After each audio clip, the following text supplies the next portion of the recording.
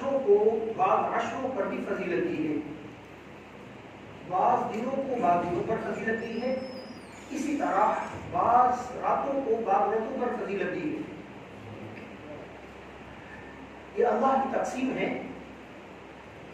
اس طرح قرآن کریم نے ارشاد فرمایا کہ بعض انسانوں کو بعض انسانوں پر اللہ رب العزت نے فضیلت دی ہے، اور افضل ترین انسانوں میں انبیاء علیہ السلام کی ذات گرامی ہے۔ تلک الرسل فضلنا بعضهم علی بعض، بعض رسولوں کو بعض رسولوں پر ہم نے فضیلت دی ہے۔ اور سامنے اسی طرح اللہ رب العزت نے سرکار دو عالم صلی اللہ علیہ وسلم کا اس طرح فرمان ہے کہ اللہ رب العزت نے جو مہینوں کا سردار بنایا ہے وہ رمضان مبارک کو بنایا ہے۔ مہینوں کا جو سردار ہے وہ رمضان مبارک ہے۔ اسی طرح پیارے حبیب صلی اللہ علیہ وسلم کا فرمان ہے، اور جس طرح روایات میں ہے، قرآن کریم کے اندر بھی ہے کہ اللہ رب العزت نے بعض عشروں کو بعض عشروں پر فضیلت دی ہے۔ اب وہ عشرہ جس کو بعض عشروں پر فضیلت ہے، وہ عشرہ آنے والا ہے، اس عشرے کا نام ہے عشرہ ذی الحجہ، یا ذو الحجہ دونوں طرح پڑھا جا سکتا ہے، ذو دین دونوں کے ساتھ۔ اب اللہ رب العزت نے اس کی اہمیت کو پیش نظر، لیکن اللہ رب العزت کا بیان فرما دینا ہی اس کی اہمیت کو بیان فرما دیتا ہے کہ یہ چیز اللہ رب العزت نے بیان فرما دی۔ لیکن خاص طور پر کسی بھی چیز کی اس وقت قسم اٹھائی جاتی ہے تو اس کی خاص بہت زیادہ فضیلت اور اہمیت بڑھ جاتی ہے۔ اس لیے اللہ رب العزت نے اس عشرے کے متعلق فرمایا والفجر، قسم ہے فجر کی۔ اب فجر سے مراد کیا ہے؟ اس میں علماء مفسرین میں مختلف اقوال ہیں۔ خیر، ہر روز کی فجر ہے اس کی قسم اللہ رب العزت نے کھائی ہے، یا خاص ذو الحجہ کی جو ہے نا فجر کی قسم کھائی ہے، وہ مختلف اقوال ہیں۔ اکثر مفسرین اکرام فرماتے ہیں ہر روز ڈیلی جو صبح کے وقت فجر ٹوٹتی ہے، نکلتی ہے، اس کی اللہ رب العزت نے قسم کھائی ہے کہ یہ اللہ کی کتنی بڑی نعمت ہے کہ اللہ رب العزت نے اندھیرا سے اجالا نکالا۔ کوئی طاقت ہے، قوت ہے جو اندھیرا کو ختم کر سکتی ہے؟ نہیں، صرف اللہ رب العزت کی ذات کے۔ یہ اس بات کی دلالت کرتی ہے اور غور و فکر کی تلقین کرتی ہے کہ اس اللہ وحدہ لا شریک کی عبادت کرنی چاہیے، جس اللہ وحدہ لا شریک نے تمہارے لیے روشنی عطا فرمائی ہے۔ والفجر، قسم ہے فجر کی، ولیال عشر، اور 10 راتوں کی قسم اللہ رب العزت نے فرمائی کہ 10 راتوں کی قسم۔ وہ 10 راتیں کون سی ہیں؟ علماء مفسرین فرماتے ہیں وہ 10 راتیں عشرہ ذی الحجہ کی راتیں ہیں۔ محترم سامعین، یہ جو اللہ رب العزت نے مقدس ایام اتنی فضیلت برکتوں والے مجھے اور آپ کو عطا فرمائی ہیں، یہ اصل میں آخرت کے لیے زاد راہ کے لیے عطا فرمائی ہیں۔ یہ اس سفر کے لیے زاد راہ ہے جس سفر سے واپسی ناممکن ہے۔ میں اور آپ کہیں شہر ملکوں کا سفر کرتے ہیں، یا جس طرح ہمارے بہت سارے نمازی ساتھی اب حج کے لیے گئے ہیں تو مخصوص دنوں کے لیے گئے ہیں، واپسی آنا ہے۔ اب انہوں نے اس سفر کے لیے تیاری شروع کی اور بہت سارے دن انہوں نے اس تیاری میں صرف کیے، تب جا کر ان کا زاد راہ بھی اکٹھا ہوا اور آسانی کے لیے، سہولت کے لیے انہوں نے اپنی تیاری کی۔ اب اسی طرح اگر کوئی شخص سفر کے لیے ارادہ کرتا ہے، جانا بھی اس نے سفر ہے، طویل سفر پر جانا ہے، اور وہ اپنے لیے زاد راہ نہیں اکٹھا کرتا تو سب لوگ اس کو بے وقوف، کم عقل، احمق کہیں گے۔ یہ طویل سفر پر جا رہا ہے جہاں پر اس کا جاننے والا کوئی نہیں، پہچاننے والا کوئی نہیں، رشتہ دار نہیں، وہاں پر پریشان ہوگا۔ سب لوگ سمجھاتے ہیں بھائی آپ غیر ادیار میں جا رہے ہیں، غیروں کے ملک میں جا رہے ہیں، غیروں کے پاس جا رہے ہیں، لہذا اس سفر کی تیاری کرو۔ میرے عزیز دوستو، اس سفر سے عموماً اور اکثریت لوٹنا ممکن ہے، لیکن جتنے بھی حجاج اکرام گئے ہیں مثال دے رہے ہیں یا کسی بھی طرح 30 لاکھ 25 لاکھ جتنے بھی حجاج اکرام 32 لاکھ گئے ہیں، جا رہے ہیں، جانے والے ہیں، اکثریت الا قلیل جن کا عجل یعنی وقت مقرر آ چکا ان کے علاوہ سب کے سب لوگ واپس آئیں گے، اس لیے ایگریمنٹ کر گئے ہیں، پاسپورٹ وغیرہ سب لے کر گئے، اتنے وقت کے لیے جا رہے ہیں، واپس آئیں گے۔ اس سفر کے لیے ہم نے تیاری کی، ہمارے رشتہ داروں نے تیاری کی، عزیز و قاری نمازیوں نے تیاری کی، نہ کرنے والے سفر پر کی تیاری نہ کرنے والوں کو سب لوگ ملامت کا شکار کرتے ہیں، بناتے ہیں کہ بھائی آپ اتنے طویل سفر پر جا رہے ہیں تو تیاری نہیں کی۔ میرے عزیز دوستو، یہ تو وہ سفر ہے جس کے لیے میں اور آپ سب لوگ مل کر تیاری کرتے ہیں، رشتہ داروں کو تیار کرتے ہیں۔ ایک وہ سفر ہے جس پر آپ نے بھی جانا ہے، میں نے بھی جانا ہے، ہم میں سے ہر شخص اس سفر پر سوار ہونے والا ہے۔ ہاں اس سفر کی کسی نے تیاری کی ہو یا نہ کی ہو، سب برابر ہے، اور یہ ایسا سفر ہے جس سے واپسی ناممکن ہے۔ میرے عزیز دوستو، اگر یقین نہیں آتا تو ذرا اپنے تھوڑا سا پیچھے جائیے، اپنے دادا کی طرف دیکھیے، آبا و اجداد کی طرف دیکھیے کہ وہ سفر پر جا چکے ہیں، کیا ابھی تک کسی کا کوئی رشتہ دار اس سفر سے واپس آیا نہیں آیا؟ تو میرے عزیز دوستو، اسی سفر پر میں اور آپ جانے والے ہیں، پتہ نہیں ہے، کنفرم نہیں ہے کس دن جانا ہے، کس وقت جانا ہے، کوئی پتہ نہیں۔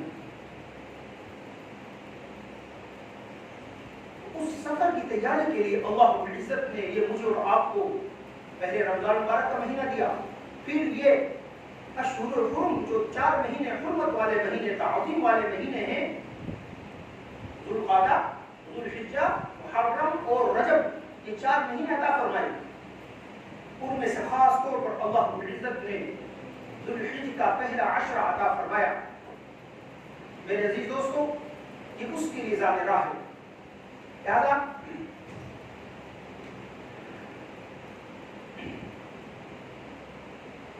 پہلی فضیلت اس عشرے کی یہ ہے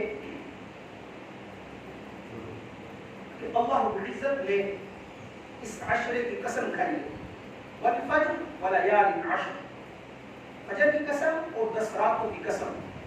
حضرت ابن عباس رضی اللہ تعالی عنہ رئیس المفسرین ہیں، فرماتے ہیں کہ ان 10 راتوں سے مراد 10 ذی الحج کی 10 راتیں ہیں۔ دوسری فضیلت حضرت عبداللہ ابن عباس رضی اللہ تعالی عنہ ہی سے روایت ہے، سرکار دو عالم صلی اللہ علیہ وسلم نے ارشاد فرمایا، اللہ رب العزت کے نزدیک ان دنوں کا نیک عمل وہ سب سے بڑا اور بھاری ہے، یعنی محبوب ترین اعمال ہیں ان دنوں کے نیک اعمال۔ صحابہ اکرام نے عرض کیا، یا رسول اللہ صلی اللہ علیہ وسلم، کیا جہاد سے بھی بڑا عمل ہے اس دن ایام کے اندر نیک اعمال کرنا؟ پیارے حبیب صلی اللہ علیہ وسلم نے ارشاد فرمایا، ہاں جہاد سے بھی بڑا عمل ہے، سوائے اس شخص کے جو اعلاء کلمت اللہ کے لیے نکلا، اللہ کے دین کی سربلندی کے لیے نکلا، اپنی جان اور ٹوٹل مال لے کر۔ اب اس نے اللہ رب العزت کے راستے میں اپنے مال کو بھی خرچ کر ڈالا، لٹا ڈالا، اپنی جان کو بھی اللہ کے راستے میں لٹا ڈالا اور اپنے آپ کو شہید کروا ڈالا۔ فرمایا اس کا عمل تو بھاری ہو سکتا ہے، اس کے علاوہ کسی کا عمل نہیں ہے جو اللہ رب العزت کے ہاں ان دنوں میں نیک اعمال سے بڑھ کر ہو۔ یہ معمولی دن نہیں ہے، یہ بہت ہی زیادہ فضیلت اور بابرکت والے دن ہیں۔ محترم سامعین، دوسری فضیلت سرکار دو عالم صلی اللہ علیہ وسلم نے ارشاد فرمایا، اس 10 ذی الحجہ کے پہلے 2 دنوں کے روزوں کے متعلق فرمایا، ترمذی کی روایت ہے، فرمایا جو شخص ایک دن کا روزہ رکھے گا، ان 10 دنوں میں ایک دن کا روزہ رکھے گا، اللہ رب العزت اس کو ایک دن کے روزے کے بدلے 1 سال کے روزوں کا ثواب عطا فرمائیں گے۔ سرکار دو عالم صلی اللہ علیہ وسلم بھی 10 ذی الحجہ کے پہلے 2 دنوں کے اندر روزہ رکھا کرتے تھے، ازواج مطہرات فرماتی ہیں اللہ کے نبی صلی اللہ علیہ وسلم کا یہی معمول تھا اور ہم بھی یہی عمل کیا کرتے تھے. پھر خاص طور پر پیارے حبیب صلی اللہ علیہ وسلم نے خاص طور پر 9 ذی الحجہ کا جو ہے فضیلت بیان فرمائی کہ اس دن کا روزے رکھنے کی بہت زیادہ فضیلت ہے. فرمایا اللہ رب العزت سے امید رکھتا ہوں کہ اللہ رب العزت اس دن کے روزے رکھنے کی برکت سے 1 سال کے ما قبل اور 1 سال کے اندر آنے والے گناہوں کو معاف فرما دیں گے. لیکن وہ گناہ کون سے ہوں گے؟ صغیرہ گناہ. کبیرہ گناہ کے لیے شرط ہے توبہ. تو یہ آپ ایام جو شروع ہونے والے ہیں ان میں سب سے پہلے انسان اپنے گناہوں سے معافی مانگے, اللہ رب العزت سے توبہ کرے. جس وقت انسان کا دل گناہوں کی سیاہی سے دھل جائے گا, پاک صاف ہو جائے گا, تو پھر اس کو عبادت کرنے کے اندر لذت بھی آئے گی, پھر اس کا شوق بھی پیدا ہوگا عبادت کرنے کے لیے. اگر دل سیاہ ہوگا تو پھر عبادت رسمی طور پر ہوگی, کوئی لذت نہیں آئے گی, دلی طور پر سکون نہیں ملے گا. بعض اوقات ہوتا ہے نا انسان عبادت کرتا ہے تو دلی طور پر اطمینان کو سکون نصیب ہوتا ہے. یہ اس وقت ہوتا ہے جس وقت دل گناہوں کی سیاہی سے پاک ہوتا ہے, صاف ہوتا ہے. اگر دل گناہوں کی سیاہی سے بالکل سیاہ ہو چکا ہو گناہوں کی وجہ سے, تو پھر رسمی طور پر انسان عبادت کرتا ہے تو خاص مزہ نہیں آتا. تو اس سے پہلے, ان ایام سے پہلے ہم اپنے گناہوں سے معافی مانگے اللہ رب العزت سے. دیکھو ہم ہر قدم پر, ہر جو ہے نا قدم قدم پر, ہر موقع پر گناہ کرنے والے ہیں, ان سے خطا ہوتی ہیں, لغزشیں ہوتی ہیں. لہذا ہمیں ہر قدم پر بھی اللہ رب العزت سے معافی مانگنی چاہیے. تو یہ جو اشہر الحج شروع ہونے والا ہے اس میں کیا کرنا ہے؟ انشاءاللہ العزیز روزے رکھنے ہیں. اگر کوئی شخص 9 دن کا روزہ نہیں رکھ سکتے, 2 دنوں کے روزے نہیں رکھ سکتا, تو کم از کم 2 ذی الحج کا تو ضرور رکھے. اس کی بہت زیادہ فضیلت آئی ہے. اگر کسی کو توفیق ہے تو وہ مکمل 9 دنوں کے روزے رکھے. اس کی جو راتیں ہیں وہ بہت زیادہ فضیلت والی ہیں. پیارے حبیب صلی اللہ علیہ وسلم کا فرمان ہے جو شخص اس کی راتوں میں عبادت کرے گا اللہ رب العزت اس کو شب قدر کے برابر ثواب عطا فرمائیں گے. معمولی فضیلت نہیں. امام ترمذی رحمۃ اللہ علیہ کتاب الصوم کے اندر اس حدیث کو لے کر آئے. فرمایا جو شخص عشر ذی الحج کی راتوں کے اندر عبادت کرے گا اللہ رب العزت ایک رات کے بدلے اس کو شب قدر کے ثواب کے برابر ثواب عطا فرمائیں گے. اب یہاں پر علماء مفسرین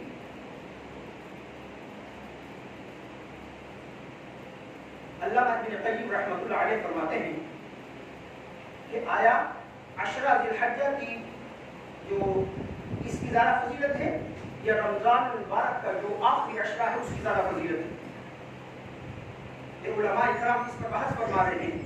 اللہ کے نبی صلی اللہ علیہ وسلم نے جو عشرہ ذی الحجہ کی فضیلت بیان فرمائی, قرآن کریم نے جس کی راتوں کے متعلق قسم کھا کر بیان فرمایا, علماء اکرام حافظ ابن قیم رحمۃ اللہ علیہ اس کے متعلق بحث فرما رہے ہیں کہ کون سا عشرہ فضیلت والا ہے. فرماتے ہیں کہ رمضان المبارک کے آخری عشرے کی جو راتیں ہیں یہ زیادہ فضیلت والی ہیں, اور عشرہ ذی الحج کی جو دن ہیں یہ فضیلت والے ہیں. کیا فرمایا؟ رمضان مبارک کے جو آخری عشرہ ہے اس کی جو راتیں ہیں وہ کیا ہیں؟ زیادہ فضیلت والی ہیں, اور عشرہ ذی الحج کی جو دن ہیں یہ زیادہ فضیلت والے ہیں. میرے عزیز دوستو, اب دیکھیں ہم اس پر غور کریں. رمضان مبارک کا آخری عشرہ آیا, دیکھیں اب شیطان جو ہے نا وہ بھی دشمن ہے انسان کا, اور نفس امارہ بھی دشمن ہے جو نیک برائی کی طرف اس کو چلاتا ہے, لگاتا ہے. اس نے دیکھا کہ ان مسلمانوں نے پہلے 20 دن خوب عبادت کی ہے, لہذا اس کو ضائع کرنا ہے نا, وہ کہاں ہضم ہونے دیتا ہے یا ہضم ہوتی ہے اس دنیا کی عبادت. اب وہ آخری عشرے کے اندر سب لوگوں کو بازاروں کی طرف چلا دیتا ہے کہ بھائی اب جو ہے نا لوگوں کو دل و دماغ کے اندر یہ بات ہوگی شاید دن کا روزہ ہے, دن کے وقت گناہ سے بچنا ضروری ہے, رات کے وقت گناہ سے بچنا ضروری نہیں, اس لیے جو ہے نا ہم جاتے ہیں بازاروں کی طرف. تو وہ تمام عبادت کو پانی پھینک دیتا ہے. اس دنوں کی عبادت اچھا پہلے دن گئے, دوسرے دن, تیسری رات کو, پھر آخری رات کو حد ہو جاتی ہے نا, वहीं पर अजानें हो जाती हैं, नमाज भी गई, सब कुछ गया, बाद साथियों की जो है ईद की नमाज भी चली जाती है। इसी तरह जिस वक्त ज़िलहज का महीना अशरा आता है तो अब ये फजीलत वाले अय्याम हैं। इस तरह उलमा ने बयान फरमाया दिन जिसके क्या है बहुत ज़्यादा फजीलत वाले रात भी है, तो अब वो दिनों को जो है ना बकर मंडी की तरफ शेयर करवाता है। एक दिन नहीं, 2 दिन नहीं, पूरे मुसलसल 9 दिन इसमें गफलत में और लापरवाही में और लफ्ज़ियात में, फजूलियात में ज़ाया करवा देता है। क्यों? उसको मालूम है कि ये वो औकात हैं, ये वो दिन हैं जो सीजन है। आप हजरात अक्सर तुजार हजरात होंगे, कारोबारी हजरात होंगे, वो जानते हैं कि जिस वक्त किसी भी चीज़ का सीजन आता है तो वो कारोबारी शख्सियात अपनी तमाम मसरूफियात को तर्क कर देते हैं। भाई गंदम का सीजन आया, व्यापारी कहते हैं अब सोना खत्म, अब जो है ना आराम को थोड़े दिनों के लिए मौखर कर दो। क्यों? अब हमने गंदम खरीदनी है, आड़तियों का ये काम होता है। इधर जिस दिन कॉटन का मौका आता है तो तुजार हजरात कॉटन के उसूल के लिए मुख्तलिफ मौके, गरज किसी भी चीज़ का मौका आता है तो अब तुजार जो हजरात हैं, कारोबारी हजरात हैं, वो अपनी आराम राहत को तर्क कर देते हैं। क्यों? उनको पता है कि ये चंद दिन की मेहनत है, इसके बाद पूरी जिंदगी का सरमाया हमने जमा करना है। अगर इन चंद दिन गफलत के दिन गुजार दिए तो पूरे साल हम परेशान रहेंगे। हमारी मईशत, हमारा रहन सहन, मेरा खुद का, बच्चों का इसी पर मुनहसिर है, पूरे रिश्तेदार इसी पर चल रहे हैं। तो अब वो आराम को खत्म कर देता है, राहत को खत्म कर देता है, मेहनत मुशक्कत के साथ वो अमल में जारी हो जाता है, अमल में मसरूफ हो जाता है। मेरे अजीज दोस्तों, इस तरह एक ताजिर, एक व्यापारी वो मखसूस अय्याम के लिए अपने आराम को, अपने राहत को, सुकून को तर्क कर देता है। मेरे अजीज दोस्तों, मैं और आप भी आखिरत के तालिब हैं, ज़्यादा मुस्तहिक हैं।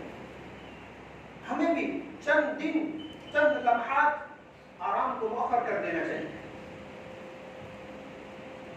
कि उसके बाद जो इनामात मिलने वाले हैं वो लामहदूद हैं, ना खत्म होने वाले हैं।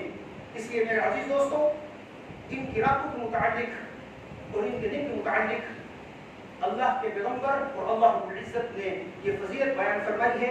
इसी तरह उम्मुल मुमिनीन उम्मे सलमा रज़ियल्लाहु तआला अन्हा फरमाती हैं कि जिस शख्स का इरादा हो कि वो क्या करेगा, कुर्बानी करेगा और वो चांद को देख ले, अब उसके ऊपर लाजिम है वो क्या करे, मुस्तहब है कि वो अपने नाखून, अपने बाल ये ना कटवाए, ये मुस्तहब अमल है।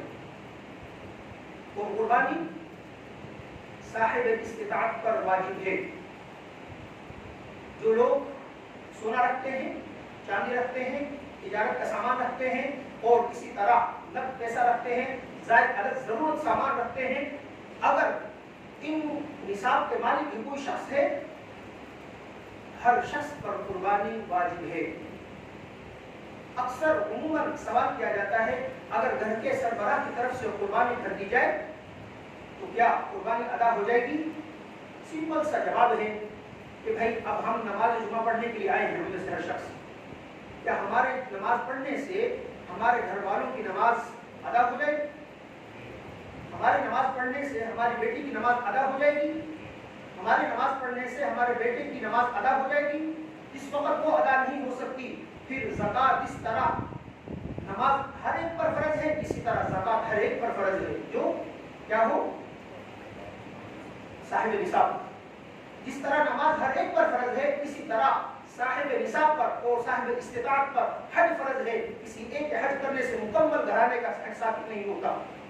जिस तरह नमाज हर एक पर फर्ज है, इसी तरह कुर्बानी जो भी साहिब निसाब है, घर के अंदर अगर 10 अफराद हैं, 20 अफराद हैं, 5 अफराद हैं, सब साहिब निसाब हैं, सब के ऊपर कुर्बानी वाजिब है। किसी एक के अदा करने से बाकियों की कुर्बानी जो है साबित नहीं होगी। बाकी आप इनको छोड़े, अकल परस्तों को जो कहते हैं ये फजूल का जो है ना कितना रुपया पैसा खर्च कर देते हैं, ये मालों और जानों का ज़िया है, क्या क्या तवाहमात। और जिस वक्त अब कुर्बानी आ रही है ना, बहुत बड़े बड़े दानिश्वर बस क्या कहें, अकल से पैदल लोग जो है ना वो आ जाते हैं टीवियों पर और आकर हमारी कौम उनको सुनती है। कभी वो लोग, मैं अर्ज करता हूँ, कभी वो लोग नहीं आएंगे टीवी पर जिस वक्त किसी भी जो है ना खेल का वो होगा, मैदान सजेगा, کرکٹ کا ہو، فٹ بال کا ہو، ہاکی کا ہو، ہم اس کے مخالف نہیں ہیں، لیکن یہاں پر بھی تو اعتراض کرو بھائی، ایک کرکٹ کا ورلڈ کپ کروانے کے لیے کتنا پیسہ خرچ ہوتا ہے، کتنا روپیہ اور لائٹ اور تمام چیزیں فضولیات، نہ دنیا کا فائدہ نہ آخرت کا فائدہ، وہ خرچ ہوتی ہے، سرمایہ خرچ ہوتا ہے، جس سے ایک ملک نہیں 20 ملک کے قرضے بھی اتر سکتے ہیں اور غربت بھی ختم ہو سکتی ہے، لیکن کبھی بھی آپ کو درس دیتے ہوئے وہ نہیں ملیں گے۔ اگر ان کا درس چلے گا، تقریر چلے گی تو قربانی کے موقع پر چلے گی، ان کا درس اور تقریر چلے گی تو حج کے موقع پر، عمرے کے موقع پر چلے گی، تبھی چلے گی۔ تو جو ہے نا ان جو شعائر اللہ ہیں، اللہ کے شعائر ہیں، عبادات ہیں، ان کو ادا کرتے ہوئے وہ بڑے بڑے مفکر اور جو ہے نا دانشور اپنے آپ کو کہلانے والے آ جائیں گے ٹی ویوں پر، اور اس کے بعد مختلف قسم کے اعتراضات شروع کریں گے۔ ان عقل پرستوں کی چھوڑ دیں، آپ ان پر نہ جائیں، آپ کی مہربانی ہے، ورنہ حالات بڑے حساس اور خراب ہو جائیں گے۔ کیوں کہ دین نام کس چیز کا ہے؟ جو اللہ کی طرف سے حکم آ گیا اس کو آمنا وصدقنا، سر تسلیم خم کرنا، اس کا نام دین ہے۔ اللہ اس کے رسول صلی اللہ علیہ وسلم کی طرف سے جو حکم آ گیا اس کو سر تسلیم خم کرنے کا نام دین ہے، عقل کے دوڑے اڑانے کا نام دین نہیں ہے، ورنہ بہت ساری آپ کو جو ہے نا مفسدات نظر آ جائیں گی۔ کہاں عقل میں آتا ہے کہ انسان اپنے بچے کو ذبح کرے؟ عقل والی بات ہے؟ اسی لیے فرمایا جو علوم حاصل ہوتے ہیں وہ 5 خمسہ اربع، 5 حواس سے حاصل ہوتے ہیں، ان میں جو بلند ترین ایک خاصہ ہے وہ چھٹا کیا ہے؟ وہ وحی ہے۔ اگر یورپ اور اسلام کا یہی ٹکراؤ ہے، یورپ کہتا ہے کہ جو بلند ترین مقام ہے جس سے علم حاصل ہوتا ہے وہ عقل ہے، ہم کہتے ہیں عقل کے اوپر کی ایک چیز ہے اس کو وحی کہتے ہیں، عقل کی جہاں سے انتہا ہوتی ہے وہاں سے وحی کی ابتدا ہوتی ہے، لہذا جس وقت ہم اس عقل کو وحی کے تابع کریں گے تو معاملات حل ہو جائیں گے، اگر ہم نے وحی کو عقل کے تابع کیے تو معاملات خراب ہو جائیں گے، اس طرح آج خراب ہے۔ لہذا ان عقل پرستوں کی طرف ہم نے نہیں دیکھنا، یہ کیا کہتے ہیں، لہذا اللہ رب العزت نے ہمیں عطا کیا ہے، ہم اللہ کے راستے میں اپنے مال کو خرچ کریں جو اللہ رب العزت نے مجھے اور آپ کو عطا کیا ہے۔ اس لیے تو جو صاحب استطاعت نہیں، شریعت نے تو نہیں حکم کیا کہ تم ضرور جو ہے نا قربانی کرو، جو صاحب استطاعت ہے ان کو پر لازم کیا ہے کہ تم کیا کرو، قربانی ادا کرو۔ اس لیے تمام چیزوں کا جواب کیا ہے؟ ان تمام چیزوں کا جواب یہ ہے، صحابہ کرام نے عرض کیا یا رسول اللہ صلی اللہ علیہ وسلم ہم یہ قربانی کرتے کیا ہے؟ میرے حبیب صلی اللہ علیہ وسلم نے ارشاد فرمایا سنت ابیکم ابراہیم، بس یہ تمہارے جد امجد باپ ابراہیم علیہ السلام کی سنت ہے۔ اب دیکھیں عقل کا تقاضا کیا ہے، صرف ذی الحج نہیں، پورے ملک کے اندر جو قربانی عید ہے اس دن کی بات نہیں ہو رہی، آپ اس کو بھی لگا لیں، آپ جو ہے نا مکہ المکرمہ کے اندر بنا کے اندر جتنی بھی قربانی ہوتی ہے ان کو بھی لگا لیں، آپ پورے دن کے اندر صرف لاہور میں عام دنوں میں کتنے جانور ذبح ہوتے ہیں؟ عقل یہ کہتی ہے جتنے جانور بکرے گائے ذبح ہوتی ہیں ان کو ختم ہو جانا چاہیے۔ کیوں؟